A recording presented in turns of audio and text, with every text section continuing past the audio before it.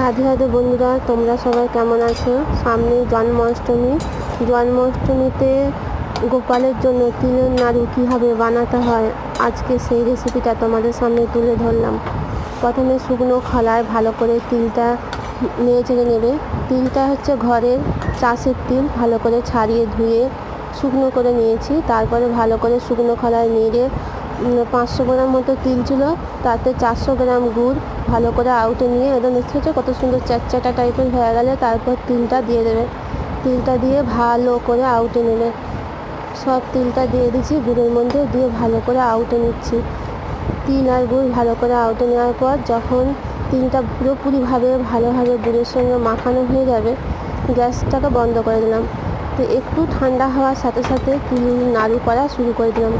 পুরোপুরি ঠান্ডা হয়ে গেলে তিলের নাড়ু করা যাবে না, একটু গরম থাকতে থাকতেই তিলের নাড়ুটা করতে হবে।